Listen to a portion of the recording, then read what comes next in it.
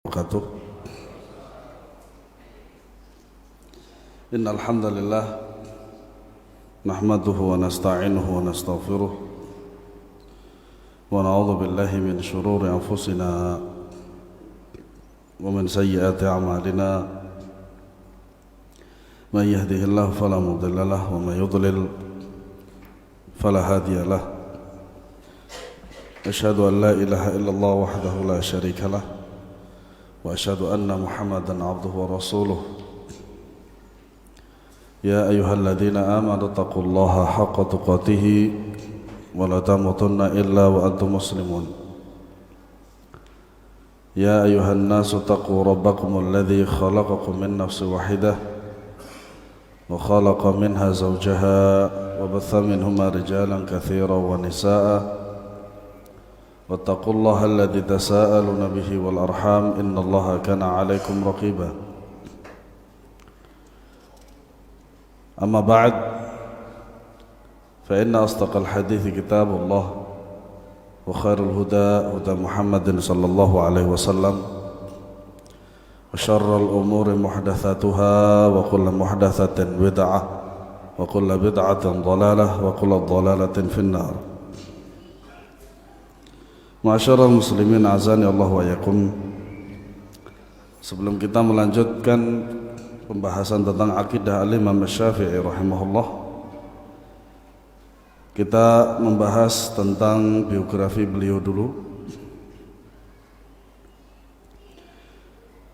Namanya adalah Muhammad, kemudian bapaknya Idris bin Al-Abbas bin Uthman bin Syafi' bin Sa'ib As-Sa'ib bin Ubaid bin Abdu Yazid bin Hashim bin Al-Muttalib bin Abdu Manaf bin Qusay bin Kilab bin Murrah bin Ka'ab bin Lu'ay bin Ghalib bin Fihr dan seterusnya. Jadi ketemu dengan nasabnya Nabi SAW itu adalah pada Qusay. Nah, beliau lahir pada tahun 150 Hijriah ya. Yang mana ketika tahun tersebut Al-Imam Abu Hanifah An-Nu'man bin Thabit Al-Kufi wafat. Jadi Al-Imam Abu Hanifah tahun 150 Hijriah wafat. Kemudian lahir juga waktu itu Al-Imam Syafi'i rahimahullahu ta'ala.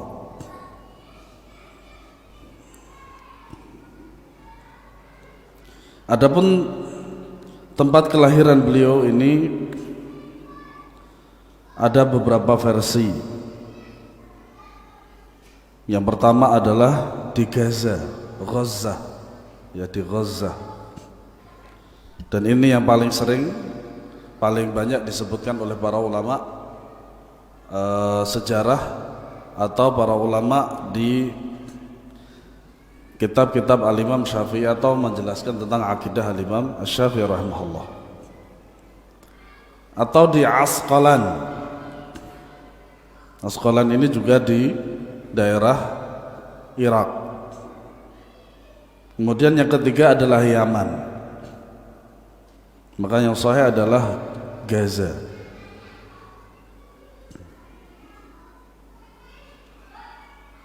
Tetapi menurut Al-Imam Ibnu Hajar Al-Asqalani rahimahullah ta'ala di dalam kitab Tawali Ta'sis Bima'ali Ibni Idris, ini tentang biografi Al-Imam Syafi'i. Beliau mengatakan bahwasanya tidak ada pertentangan antara tiga versi tersebut, karena Asqalan adalah sebuah nama di kota di mana terdapat desa Gaza. Jadi kota Asqalan, desanya namanya Gaza. Sedangkan versi ketiga bahwa Al-Imam Syafi'i dilahirkan di Yaman, itu menurut Al-Imam Al-Baihaqi bukanlah negeri Yaman yang dimaksud. Kan sekarang ada negara namanya Yaman. Dulu ketika zaman Nabi SAW ada negeri namanya Bahrain.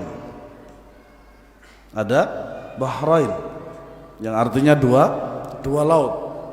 Bahrain itu adalah sebuah tempat di antara Mekah dan Madinah, atau lebih tepatnya kita sekarang sebut dengan kerajaan Saudi Arabia. Itu Bahrain. Nah, sekarang Bahrain itu adalah sebuah negara. Nah, sama seperti mungkin kalau di mana itu Selandia Baru, Selandia Baru. Yang banyak orang Jawanya itu Suriname, negara Jawa kedua. Maksudnya seperti itu. Ya. Menurut Al-Imam Al-Baihaqi, bukanlah negeri Yaman yang dimaksud, akan tetapi tempat yang didiami oleh kabilah-kabilah Yaman. Makanya kalau kita lihat di sebagian daerah di Jakarta sini atau Jabodetabek ini kan ada yang namanya kampung Arab, ya gak? Atau kampung Inggris dan lain sebagainya, karena kebanyakannya yang mendiami suatu tempat tersebut. Di desa Gaza, Ali Asy-Syafi'i tumbuh dan berkembang tanpa belayan kasih sayang orang tua, terutama ayah. Jadi ketika beliau lahir itu ayahnya sudah wafat. Walau demikian, keberadaan sang ibu yang tulus dan penuh sayang benar-benar menumbuhkan ketegaran pada jiwa beliau dan menyongsong hidup mulia dan bermartabat. Banyak sekali para ulama yang mereka dididik di atas seorang wanita janda. Itulah kehebatan janda. Nah, kalau memang berada di atas ilmu Imam Asy-Syafi'i. Kenapa? Karena Al-Imam Syafi'i seperti yang kita ketahui, beliau telah mencapai derajat apa yang kita lihat. Dan kita tidak bisa mencapai sebagaimana beliau mencapai derajat tersebut dari ilmu, amal dan dakwah. Pada usia 2 tahun sang ibu membawa Asy-Syafi'i kecil ke bumi Hijaz. Hijaz itu Mekah dan Madinah. Di Hijaz, Asy-Syafi'i kecil hidup di tengah-tengah keluarga ibunya, yaitu keluarga Yaman. Di sana pula Asy-Syafi'i kecil belajar Al-Quran dan dasar-dasar ilmu agama, sehingga pada usia 7 tahun beliau telah berhasil menghafalkan Al-Quran dengan sempurna. Masya Allah, 7 tahun sudah hafal Al-Quran dengan sempurna mungkin. Makanya di Mekah di sana itu ada suku Hudzail, yang mana suku Hudzail ini bahasa Arabnya masih murni, tidak tercampur dengan bahasa Amiyah. Saya selama 7 tahun di Saudi itu mengenal dengan baik bahasa Amiyah. Contohnya kalau dalam bahasa Fushah itu kita bertanya madza, apa, yang bermakna apa. Kalau bahasa Amiyah ish, wushu. Nah, ternyata kata ish atau wushu itu artinya ternyata ada 2 atau 3 kata. Ish itu ayu syai'in, kemudian digabung. Syekh Muhammad bin Shalih Al-Utsaimin itu beliau kalau memberikan kajian yang seperti ini, beliau kadang sering melafadzkan ish, leish, leh dan seterusnya. Kalau wushu itu berasal dari 3 kata, wa, ayu, syai'in, huwa. Ada 4 yang bermakna juga sama madza gitu. Contoh lain dari bahasa Arab Amiyah, ana ibgharuh ila dukan, ana ibgharuh ila suq. Saya ingin pergi ke pasar. Kalau dalam bahasa Fusha, ana uridu an adhhaba ila suqi. Seperti itu. Nah, suku Hudzail di Mekah itu yang ditempati oleh Al-Imam Syafi'i rahimahullahu taala itu masih asli bahasanya. Makanya sebagian teman kami ketika mulazamah di markasnya Syekh Muhammad bin Shalih Al-Utsaimin di Unaizah sana itu, ada seorang teman sahabat dan guru juga. Beliau itu kalau sama majikannya itu tidak pernah memakai bahasa amiyah. Bahasa amiyah itu lebih cepat, tapi ribet juga. Dia selalu memakai bahasa fusah, bahasa Al-Quran. Akhirnya dia melobi majikannya itu. Alhamdulillahnya dibebaskan oleh majikannya itu untuk belajar di markasnya Syekh Utsaimin rahimahullah di Unaiza. Kemudian melobi terus sama majikannya, akhirnya dia diizinkan oleh majikannya untuk mengambil anak dan istrinya sampai selesai belajar 4 tahun. Masya Allah. Nah, diantaranya wasilahnya itu bahasa fusha. Makanya keindahan Al-Quran itu terdapat dalam juga apa? Bahasa Arabnya. Saat memasuki usia 10 tahun, sang ibu khawatir bila nasab mulia anaknya pudar, karena memang beliau adalah ahlul bait. Satu-satunya imam madhab yang masih keturunan ahlul bait itu cuman Rasulullah saja. Cuman apa? Al-Imam Syafi'i saja. Ada juga Imam Ahmad, tapi para ulama ikhtilaf di situ. Imam Ahmad di biografinya juga ada ketemu nasabnya dengan Rasulullah Shallallahu Alaihi Wasallam. Maka dibawalah si anak menuju Makkah agar menapak kehidupan di tengah-tengah keluarga ayahnya dari kabilah Quraisy. Makanya beliau itu Quraisy, dari suku Quraisy. Kegemaran beliau pun tertuju pada 2 hal, memanah dan menuntut ilmu. Apa faedahnya memanah? Makanya memanah itu salah satu sunnah Nabi, olahraga sunnah Nabi Shallallahu Alaihi Wasallam. Di antara faedahnya memanah itu adalah konsentrasi dan fokus. Terfokusnya akal pikiran kita terhadap suatu objek yang akan dipanah. Ketepatannya juga dan lain sebagainya. Itulah faedah daripada memanah. Dalam hal ini memanah beliau sangat giat berlatih hingga dari 10 sasaran bidik, 9 atau bahkan semuanya dapat bidikannya dengan baik. Itu Al-Imam Syafi'i rahimahullahu ta'ala. Dalam hal menuntut ilmu pun tak kalah giatnya, sampai salah seorang kerabat ayahnya mengatakan, janganlah engkau terburu menuntut ilmu. Makanya dalam satu nasihatnya beliau rahimahullah ta'ala wa radhiyallahu anhu mengatakan apa? Wa tulu zaman, dan waktu yang lama. Dalam menuntut ilmu itu tidak bisa spontanitas, itu tidak bisa. Ya, Al-Imam Syafi'i rahimahullah ta'ala menuntut ilmu bertahun-tahun lamanya. Tidak ada yang cukup sebulan, 2 bulan, 3 bulan, tidak ada. Sibukkanlah dirimu dengan hal-hal yang bermanfaat. Kemudian perjalanan Al-Imam Syafi'i dalam menuntut ilmu.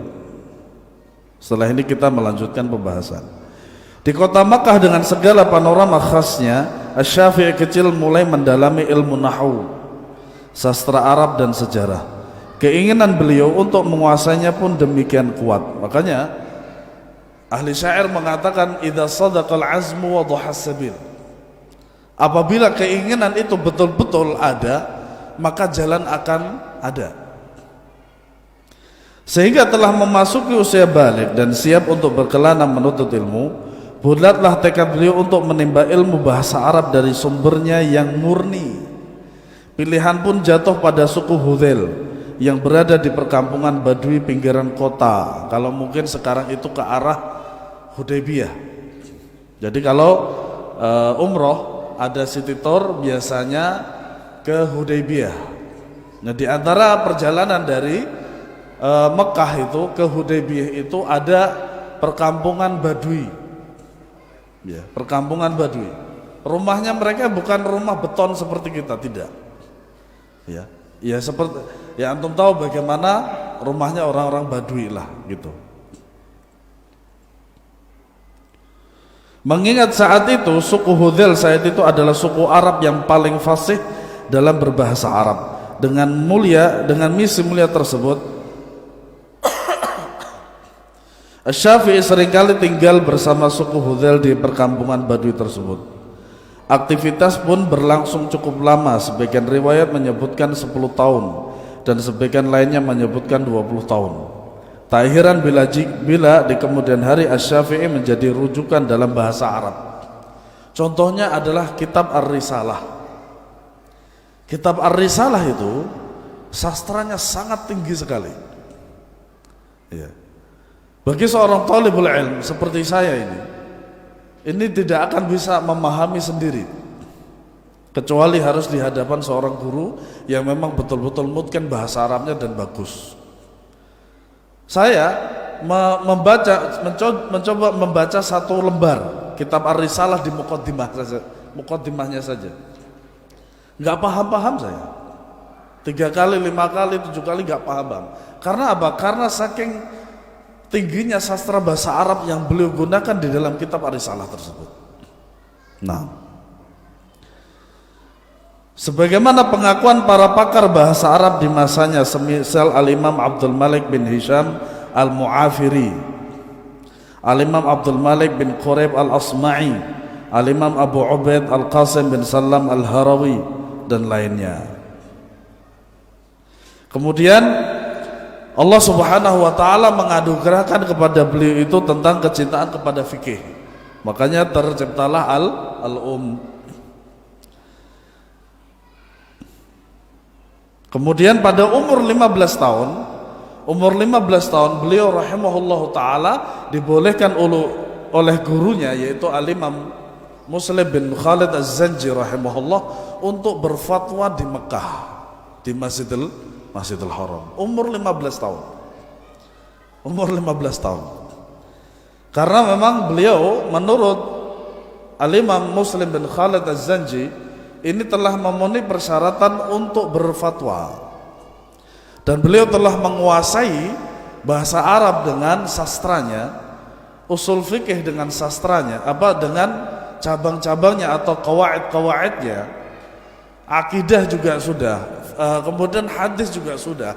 Maka boleh bagi beliau atau Al-Imam Muslim bin Khalid Az-Zanji mengizinkan beliau itu untuk berfatwa. Makanya apa? Di antara salah satu yang kita harus betul-betul mempelajari itu adalah bahasa Arab. Nah, wallahu a'lam bishawab. Kita melanjutkan perkataan beliau tentang akidah. Bagaimana akidah beliau jelaskan di dalam kitab kita ini. Wa qauluhu rahimahullah ta'ala, dan perkataan beliau rahimahullah ta'ala, wa annal qur'ana kalamullahi ta'ala ghairu makhluqin, dan Al-Quran adalah firman Allah, bukan makhluk ciptaannya. Ahlu sunnah wal jamaah rahimahumullahu ta'ala menerangkan bahwasanya tentang kalamullah ini menyebutkan 4 hal. Bagaimana seorang ahlu sunnah wal jamaah meyakini tentang kalamullah yang kita tahu tentang Al-Quran. Makanya beliau mengatakan wa annal qur'ana kalamullahi ta'ala ghairu makhluk. Ini sebagaimana yang diterangkan oleh Al-Imam Ahmad bin Hanbal dalam usul sunnah yang sudah kita pelajari dan kita bahas. Makanya Ahlussunnah wal Jamaah menetapkan tentang kalamullah ini ada 4. Bahwasanya Al-Quran itu terdiri dari, pertama adalah lafzun, yaitu lafaz, kemudian makna, arti, kemudian huruf dari hijaiyah itu, kemudian kalimat, kata per kata. Nah, 4 ini merupakan akidah utama Ahlus Sunnah wal Jamaah dalam menerangkan kalamullah, yaitu Al-Quran. Makanya Al-Quran itu adalah terdiri dari 4 ini. Nah, bagaimana keimanan kita yang mengikuti keimanan Al-Imam Syafi'i wa u'minu bi annal kalama wa annal qur'ana kalamullahi ghairu makhluq wa hadha mu'taqadu ahli sunnati wal jama'ati annal qur'ana kalamullahi lafzuhu wa ma'nahu wa ghairu makhluqin. Yaitu adalah kita beriman bahwasanya Al-Qur'an merupakan firman Allah, bukan ciptaannya. Bukan ciptaan, bukan makhluk.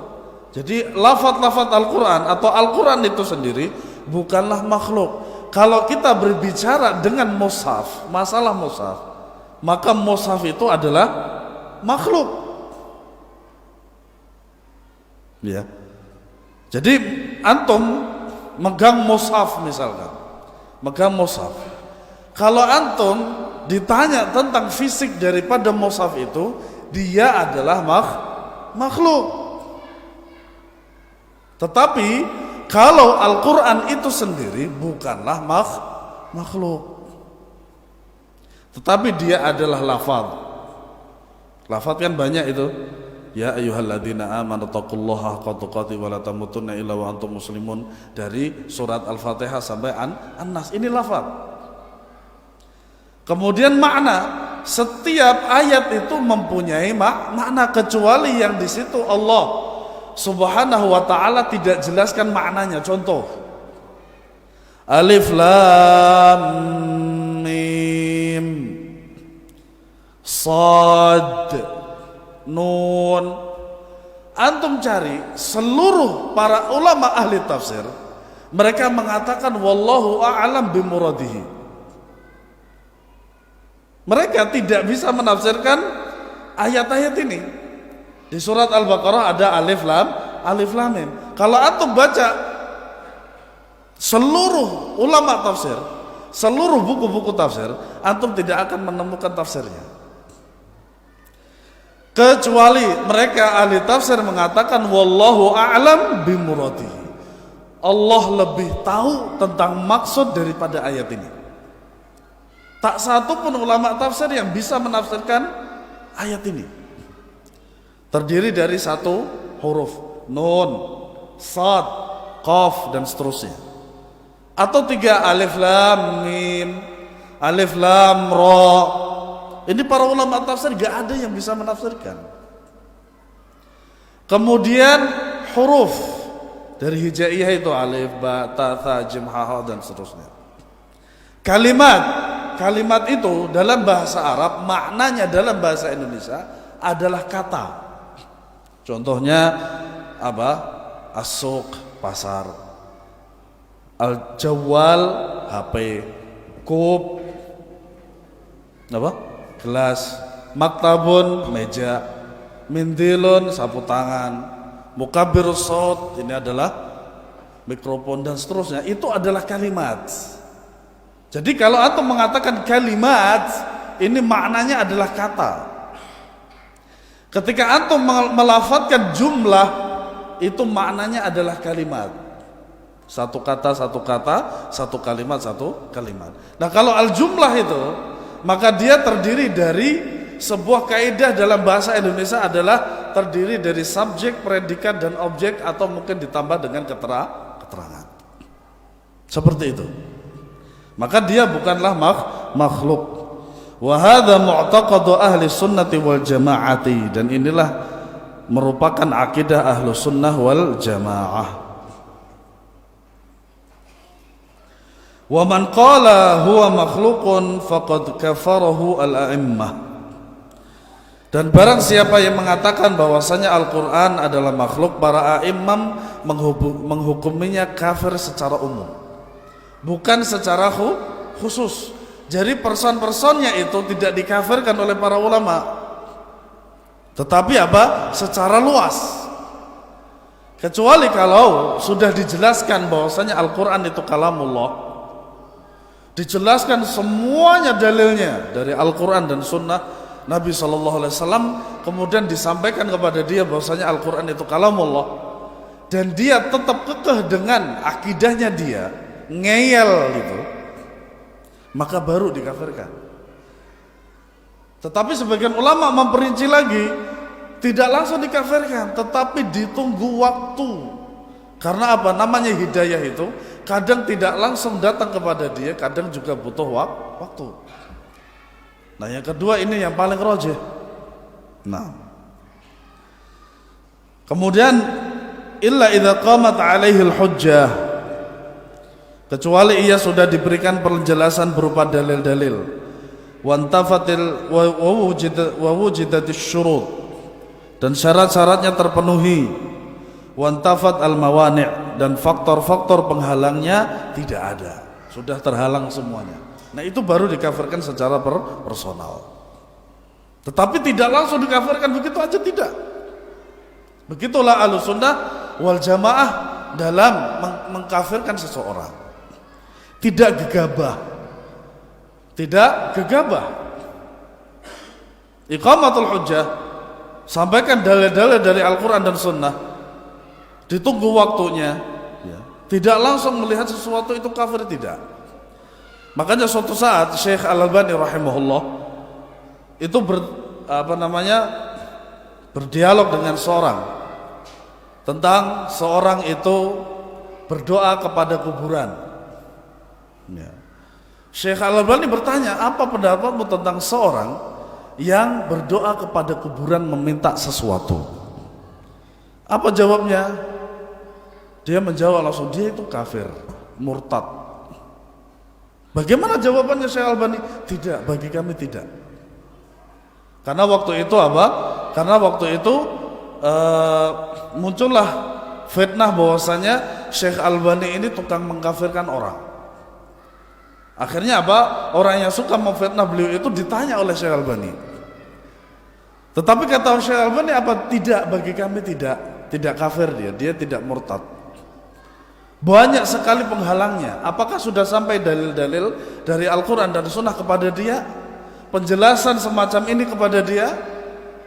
Apakah sudah saya menyampaikan hujjah tersebut sehingga yang dia dulunya tidak tahu kemudian tahu, atau dulunya punya syubhat kemudian hilang syubhatnya, barulah kami kafirkan?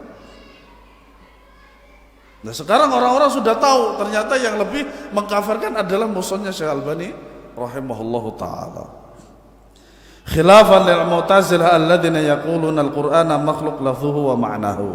Berbeda dengan sekte Mu'tazilah yang berpendapat bahwa lafaz Al-Qur'an dan maknanya adalah makhluk yang dicipta. Atau khilafan lil Asy'ariyah, berbeda dengan Asy'ariyah alladziina yaquluna anna al-Qur'ana huwal ma'na nafsi. Wa amma al-lafzu falaysa dakhilan fi musamma al-kalam bal al-kalamu huwa al-ma'na an-nafsi, ay al-ma'na al-qa'im bi nafsi ar-rabb. Begitu juga berseberangan pula dengan golongan Asy'ariyah yang berpendapat bahwa Al-Qur'an adalah makna tersendiri. Adapun lafaz yang tertulis bukanlah termaksud firman Allah, namun firman-Nya adalah makna dari lafaz itu sendiri. Nah, inilah mereka tidak faham tentang hadis qudsi. Hadis qudsi, ada Al-Quran dan ada hadis qudsi. Hadis qudsi itu adalah maknanya dari Allah, lafadznya dari Rasulullah sallallahu alaihi wasallam. Wallahu a'lam. Sedangkan lafadz yang tercantum di dalam mushaf bukanlah termasuk Al-Quran, tetapi itu berasal dari perkataan manusia. Dia menyamakan antara Al-Quran dengan Bible. Kan kalau antum tahu bahwasanya Bible itu tidak murni perkataan Allah, tapi tercampur dengan perkataan Paulus. Makanya Allah Subhanahu wa taala mengabadikan perubahan di dalam Taurat dan Injil itu di dalam Al-Qur'an. Wa yuharrifuna al-kalima 'an mawadhi'ihi, dan mereka telah merubah al-kalim, firman Allah itu Subhanahu wa taala yang terdapat di dalam Taurat dan Injil itu dari perkataannya. Makanya kita temukan adanya kontradiksi di dalam Taurat dan Injil. Karena bercampurnya antara perkataan Allah dan perkataan manusia. Maka was-shawab anna al-Qur'ana lafzun wa ma'nan hurufun wa kalimat. Maka pendapat yang benar adalah Al-Quran terdiri dari lafaz dan makna berupa huruf-huruf dan rangkaian kata. Fa kalamullahi munazzalun ghairu makhluqin takallamallahu bihi wa sami'ahu minhu Jibril. Sehingga firman Allah itu diturunkan, bukan diciptakan. Diturunkan kepada Rasulullah sallallahu alaihi wasallam. Allah berfirman sebagaimana yang tertera di dalam Al-Qur'an didengar oleh Jibril. Wa nazala bihi ala qalbi Nabi sallallahu alaihi wasallam, dan diturunkan ke dalam hati Nabi sallallahu alaihi wasallam. Hal ini berdasarkan firman Allah Subhanahu wa taala, nazala bihi ar-ruhul amin ala qalbika litakuna minal munzirin bilisanin arabiyyin mubin. Surat Asy-Syu'ara ayat 193 sampai 195. Nah, inilah dalilnya bahwasanya Al-Qur'an itu adalah kalamullah, bukan makhluk. Siapa yang mengatakan bahwasanya Al-Qur'an itu adalah kalamullah? Allah sendiri. Dalilnya ini surat Asy-Syu'ara ayat 193 sampai 195. Iya, firman Allah dibawa turun oleh Ar-Ruhul Amin, Jibril, ke dalam hatimu Muhammad sallallahu alaihi wasallam, agar kamu menjadi salah seorang di antara orang-orang yang memberi peringatan dengan bahasa Arab yang jelas. Inilah akidah Imam Syafi'i rahimahullahu taala tentang Al-Qur'an. Kemudian akidah selanjutnya tentang ru'yatullah, melihatnya kaum muslimin wajah Allah Subhanahu wa taala di surga. Nah, bagaimanakah akidahnya Al-Imam Asy-Syafi'i rahimahullahu taala?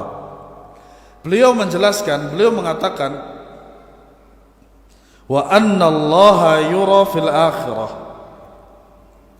dan Allah dapat dilihat kelak di akhirat.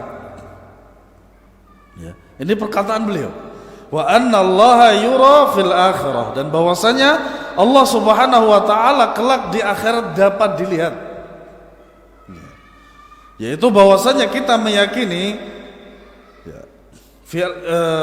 bi anna Allaha yura fil akhirati wa yanzuru ilaihil mu'minun.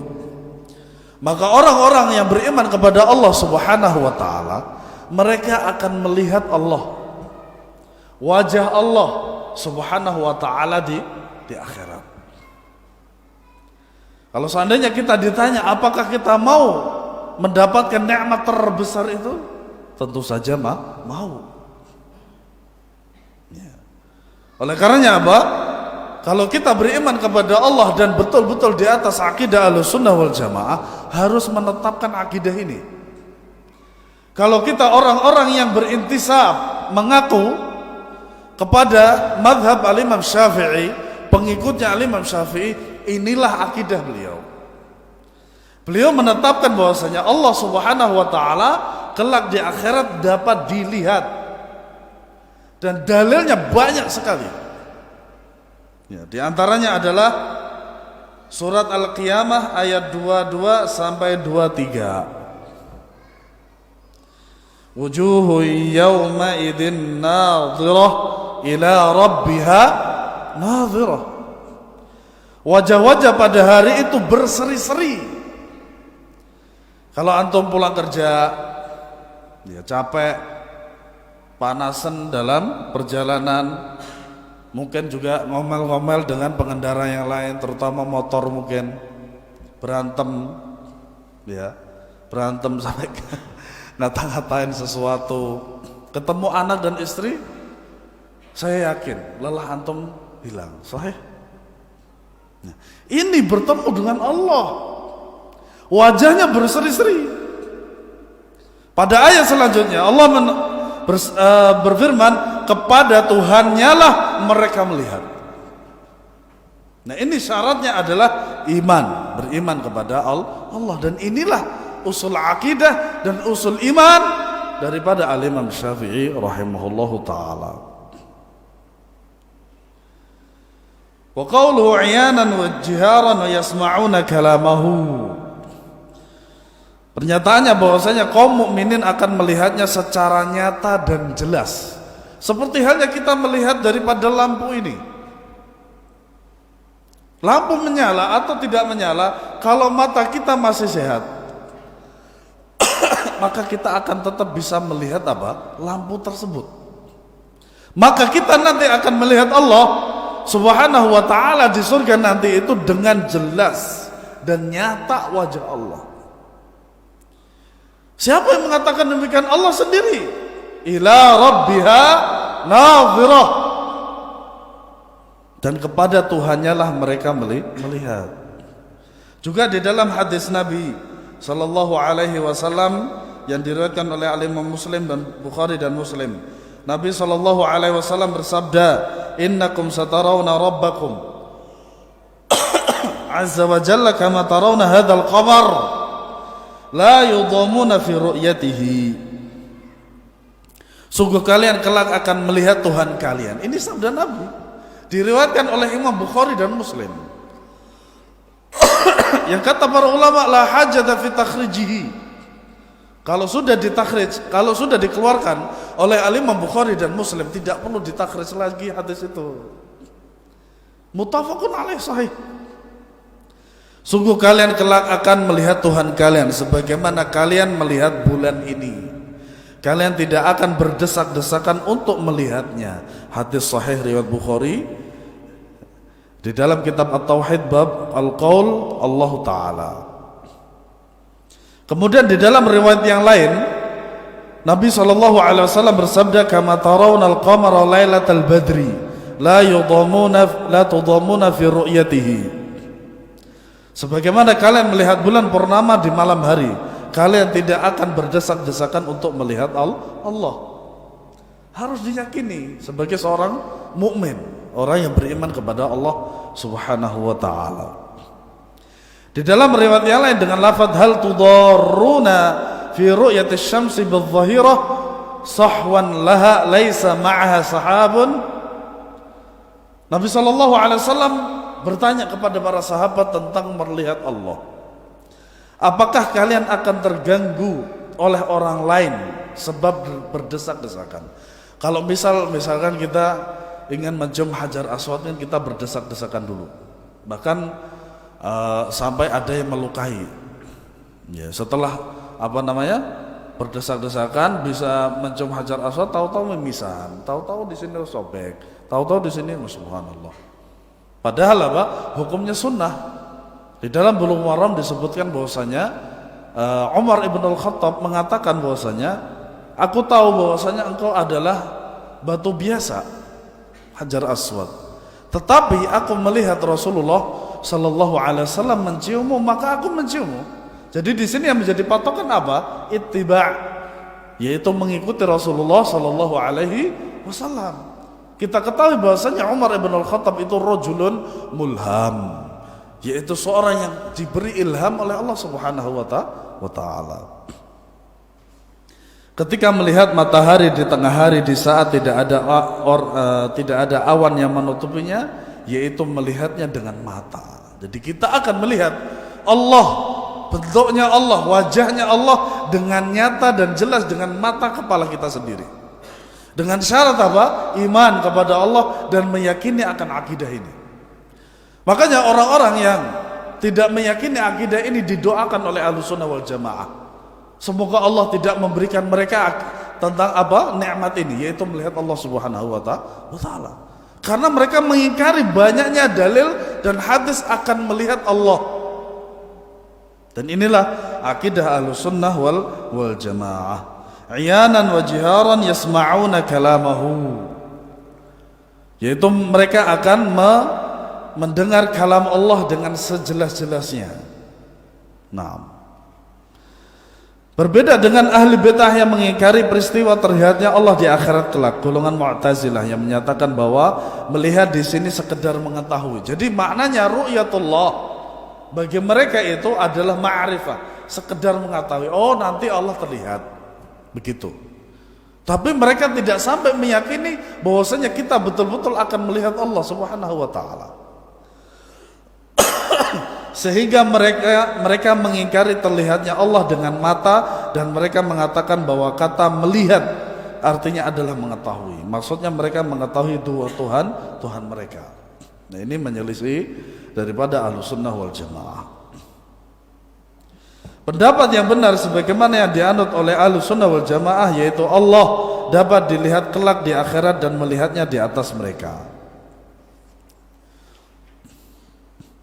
Kemudian permasalahan mas'alatun hal yurallahu fil mahsyar, apakah di mahsyar nanti Allah Subhanahu wa taala akan terlihat? Kan akidah yang sebelumnya kita jelaskan bahwasanya Allah Subhanahu wa taala akan dilihat oleh orang mukmin itu di mana? Di surga. Ya. Apakah nanti di mahsyar akan dilihat? Al-jawab, Allah Subhanahu wa taala yura fi mawqifil qiyamah yarahul mu'minuna yarawnahu ba'da dukhulil jannah, hadza bil ittifaq. Jadi yang sahih dan ittifaq Ahlussunnah wal Jamaah bahwasanya Allah Subhanahu wa taala akan bisa dilihat ketika orang-orang beriman kepada Allah masuk surga, dan inilah kesepakatan kaum muslimin dari para kalangan Ahlussunnah wal Jamaah. Tetapi ini adalah kekhususan untuk orang-orang yang beriman kepada Allah, orang-orang mukmin. Bagaimana dengan selain mereka akan kita jelaskan insyaallah setelah adzan nanti. Nah.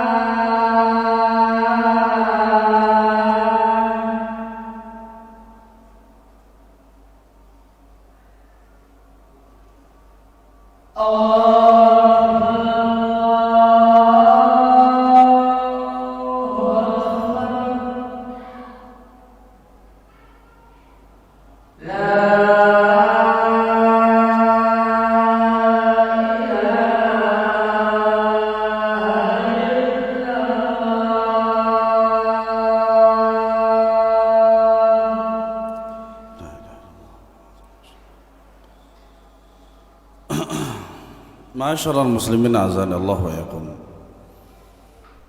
Tentang melihat Allah Subhanahu wa taala kepada selain kaum mukminin, orang-orang yang iman kepada Allah Subhanahu wa taala.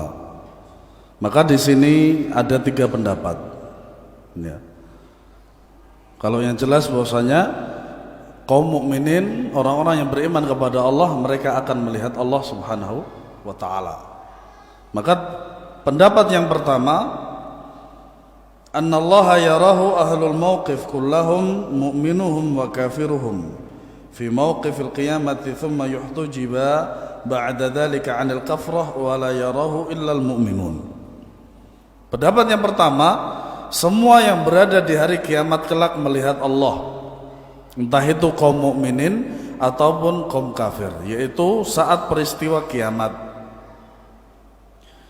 Kemudian setelah itu kaum kafir tidak akan melihatnya atau dihalangi untuk melihat Allah Subhanahu wa taala, dan kaum mukminin tetap bisa melihatnya. Intinya apa? Kaum mukminin lah yang bisa melihat Allah. Adapun yang kedua, annallaha yarahul mu'minuna faqat. Yang kedua adalah Allah hanya dapat dilihat, yurahu afan. Annallaha yurahu al-mu'minuna faqat. Nah, bahwasanya Allah hanya dapat dilihat oleh kaum mukminin. Sama ya, sama. Cuman ini untuk keadaan kaum mukmin sendiri ketika mereka bersendirian. Kemudian pendapat yang ketiga, annahu yarahul mu'minuna wal munafiquna faqat lamma jaa fil ahadits as-sahihah anna Allah ta'ala yatajalla lil mu'minina wa ma'ahumul munafiqun fayarawna fa idza aradu an yasjudu sajada al mu'minun wa amma al munafiq fala yastati'una as-sujuda wa yakunu dhahra al wahid minhum tabqan wahidan kama fil hadits. Nah, ini adalah keadaan kaum mukminin dengan kaum munafiqun. Apakah mereka bisa melihat Allah? Maka di dalam hadis-hadis yang sahih disebutkan sebenarnya hampir sama dengan yang pertama tadi, yaitu adalah keterangannya para munafikun, orang-orang munafikun itu akan bersama kaum mukminin, yang mana mereka sebenarnya akan melihat Allah, tetapi karena kemunafikan mereka akhirnya apa? Mereka dihalangi untuk melihat Allah. Jadi tetap yang bisa melihat itu hanyalah kaum mukminin yang beriman kepada Allah Subhanahu wa taala. Contohnya di dalam hadis ini tentang orang kaum mukminin dan kaum munafikin yang mereka bersamaan akan melihat Allah, akan tetapi pada akhirnya kaum munafikun dihalangi oleh Allah Subhanahu wa taala. Di dalam hadis disebutkan fayatihimul jabbarum fi suratin ghairu suratihi allati rawahu fiha awwala marratin fayaqulu ana rabbukum fayaquluna anta rabbuna fala yukallimuhu illa al-anbiya fayaqulu hal bainakum wa bainahu ayatun ta'rifunahu fayaquluna as-saq fayakshifu an saqihi fayasjudu lahu kullu mu'min wa yabqa man kana yasjudu lillahi riya'an wa sum'atan fayadhhabu kaima yasjudu fayaudu dhuhru tabqan wahidan. Lalu Allah Maha Kuat pun datang dalam wujud yang berbeda seperti pertama kali terlihat. Makanya para ulama, di antaranya Syekh Al-Albani, Syekh Bin Baz, Syekh Utsaimin rahimahullah taala, mereka berbeda pendapat. Apakah wajahnya daripada Nabi Adam itu wajahnya Nabi Adam ataukah wajahnya Allah? Syekh Bin Baz rahimahullah dan Syekh Ibnu Utsaimin rahimahullah mengatakan wajahnya Allah. Syekh Al-Albani rahimahullah mengingkari, yaitu wajahnya Adam. Nah, di sini juga dibahas di dalam hadis ini. Lalu Allah Maha Kuat pun datang dalam wujud yang berbeda, tidak seperti pertama kali terlihat oleh para nabi. Dia berfirman, aku adalah Tuhan kalian. Mereka berkata, engkau adalah Tuhan kami, dan tiada Tuhan dan tiada yang mampu berbicara dengannya kecuali para nabi. Makanya tidak ada Allah itu berbicara dengan selain nabi, itu gak ada. Tidak ada dalilnya juga. Dia berfirman, apakah kalian mengetahui salah satu tanda untuk mengetahuinya? Mereka menjawab betis. Lalu betisnya pun tersinggap dan segera setiap orang mukmin bersujud. Sementara kaum yang dahulu sujud kepada Allah dengan riya dan ingin dipuji, maka hendak sujud tetapi sayang sekali tulang punggung mereka menyatu sehingga tidak bisa disujud. Ini diantaranya adalah dalil bahwasanya apa? Orang-orang munafikun itu akan terhalang melihat Allah Subhanahu wa taala. Sebagaimana disebutkan dalam firman Allah Subhanahu wa taala, yauma yukshafu 'an saqi wa yud'auna ila sujudi fala yastati'un. Dan ingatlah pada hari betis disingkapkan dan mereka disuruh untuk bersujud, maka mereka tidak mampu. Dan ini adalah hadis-hadis sahih tentang orang-orang munafikun itu bersamaan dengan kaum mukminin, tetapi mereka itu dihalangi oleh Allah Subhanahu wa taala untuk melihat Allah Subhanahu wa taala. Wallahu alam bissawab. Ada pertanyaan, bersilakan.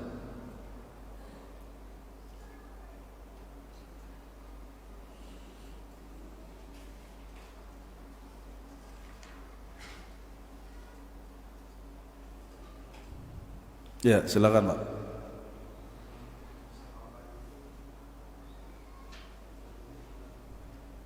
Gimana Pak? Oh, iya.